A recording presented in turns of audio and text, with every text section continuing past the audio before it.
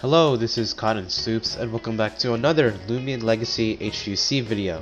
In today's HTUC video, if you couldn't have told from the title, then we're obviously going to be talking about Gobbidemic. The reason why I'm talking about Gobbidemic today is because Gobbidemic got a really good buff in, barbs, and it's actually a really good Lumion, especially on hyper offense variant style teams. So, in today's video, I'll be telling you how to use and counter Gobbidemic. In order to know how to use Gobbidemic, we have to ask the question, what role does Gobbidemic play? Well, thankfully this answer is actually pretty simple. One thing to know about Gobbidemic is it won't be taking a lot of hits. I mean, its defenses is one of the worst thing in the game for on a fully evolved Lumion, and HP is really low as well. One thing to know is that its range attack and its energy is actually pretty decent. Its range attack isn't the best, but it can hit hard when it can, and its energy is actually really great because it can reach the benchmark of 250, and with this benchmark you can use a lot of the high base power moves and really good support moves without wasting energy in the end. However, its main selling point is its base speed stat. 123 is the fastest thing in the game, so being the first Lumion to make their move is obviously a great thing for Gobbidemic. However, that's not the only great thing about Gobbidemic because it does have Barbs and Provoke. Barbs is especially great on Gobbidemic because with Gobbidemic being the fastest thing in the game and having items like the Clutch plushie, this means that Gobbidemic is guaranteed to have 2 Barbs on the field, assuming you are not going against a priority user. And fun fact, a lot of the priority users, or rather the good priority users, are weak to Gobbidemic, so that is a good thing. Provoke is actually really great because, stopping the setups or sweepers or the hazard removers from trying to stop you from setting up more barbs is also a great thing. And since you are the fastest thing in the game, getting up guaranteed bars is great, and being able to provoke the provoker is obviously a really good thing. So what does this make Gobbidemic? Well, it makes Gobbidemic an ultimate lead. This means that Gobbidemic can be your lead for your team, and it will do really well because Barbs is really great for offensive teams, and Gobbidemic can easily set up Barbs for you. So using Barbs and Provoke to predict the hazard remover would be your main way of using Gobbidemic. So with that out of the way, I'll be going on to the next section, and that of course is Gobbidemic's resistances and its weaknesses. Gobbidemic's typing is pure toxic, so it's not going to have a lot of resistances or a lot of weaknesses as well. Its main weaknesses are Earth and Mind. Earth and Mind is actually pretty common because Senimars, Borak, Tyrex, Ferroglyph all have Mind type moves, or rather Earth type moves, sorry. So yeah, that is one thing to take in account. And for Mind types, generally it's Metatoad and Ferroglyph that you have to be worrying about. But other than that, there's not really a lot of Mind type users in the game other than, Shachi. So you have to worry about that. And fun fact, you outspeed all of them, so that is a good thing to keep in mind. However, its resistances is Plant, Toxic, and Brawler. Unlike the last two typings, Brawler is actually really common. That thing would be Wrestling, Kanibo, Mutagon, Your Soul, what have you.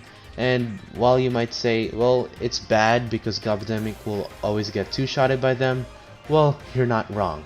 Plant is more, less common, but Malamurk is making a rise, so with Gobbidemic being in the same tier as Malamurk, it can easily be used as a wall breaker for Malamurk. And Toxic, it's not really that great for Gobbidemic because Nagoop walls it, mostly walls it, Venilin walls it, Swolder walls it unless you're running a move I'll be talking about later, Barblast walls it, so etc, etc. So it's not that too important to take in account of its typing, so I'll just let you know that. However, the next slide I'll be talking about is of course its set, so stay tuned. So, Gobbidemic's competitive set is actually pretty versatile. You could run Baneful or Immunize, it just matters if you're running Gobbidemic with more poison focused teammates, or if you want more utility out of Immunize, aka barter stuff. Moves of choice is going to be Muck Blast, Provoke, and Barbs. Mud Blast is pretty much essential, as well as Barbs, because you know, Mud Blast for the stab, Barbs for the utility, and Provoke is actually less valued. You can run it. I actually suggest running it, but you don't have to. The fourth move slot can be occupied by Barter, Health Gift, or Airblade. Airblade is probably the most consistent because hitting Swolder is really valuable. Health Gift is, you know, really great because if Gobbidemic is kind of useless in the battle and you want something else to get fully healed, then of course Health Gift is for you. Barter, in my opinion, is a bit more out of the meta. No one will expect it. So yeah, that's my opinion. The personality of choice. It's smart, nimble, very frail. Nimble is outspeeding a nimble Zulong, and smart is for outspeeding, not outspeeding, it's for hitting as hard as possible without running very smart.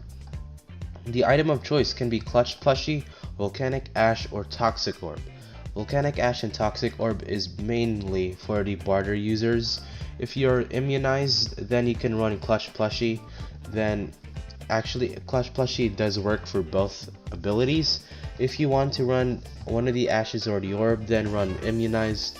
I'm also missing Specialty Boots because outspeeding the Specialty Boot users with your own Specialty Boots is good.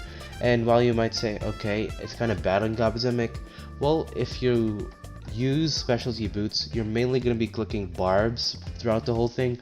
So it's not like it's a bad thing, it's just you can just use it. The setup choice is going to be 16 HP because of leftovers, 84 energy because 250 energy in level 50 battles lets you use 5 barters, 5 muck blast, yeah, just that. 0 melee defense, 200 range attack for max range attack, 200 speed for max speed. However, you can also run other personalities like Very Smart Frail Tender, because you know, hitting as hard as possible is also a great thing, or Very Nimble Frail Tender, very nimble to outspeed other Gobbidemics, or if you're just very self-conscious about the Very Nimble Zulong. So with that out of the way, I'll be talking about the teammates and counters. Some good counters or checks to Gobbidemic are obviously Swolder, Venilin, and Barblast. While Barblast isn't the most ranged defensive tank in the game, it can definitely tank some hits from Gobbidemic, so you can use that. However, Venilin is probably the most safest because it can barter shackles it, hit it with mud spatter, and overall it is very range tanky. Swolder is kinda good for Gobbidemic, but I wouldn't really try using it as your main counter because Gobbidemic can easily run Airblade, so that is a thing. Stratosaur and Taoshinu are your last two counters you can choose. Stratosaur is mainly there because it can be really bulky and set up Magnify, which is good for offense. And Taoshinu is mainly there because it can stop well, it can't stop Gobbidemic from setting up barbs, but it can definitely get rid of its barbs when Gobbidemic dies or once it switches out. Offensive teammates for Gobbidemic are obviously Elephage and Ferroglyph. Ferroglyph is really great along with Elephage because they are both fast Lumians that can hit pretty hard and can keep up offensive momentum. Ferroglyph can break every wall I said previously except Stratosaur, and Elephage can help break Barblast and Stratosaur, so that is really great. You can run these guys with Gobbidemic if you'd like to, but I wouldn't really recommend it.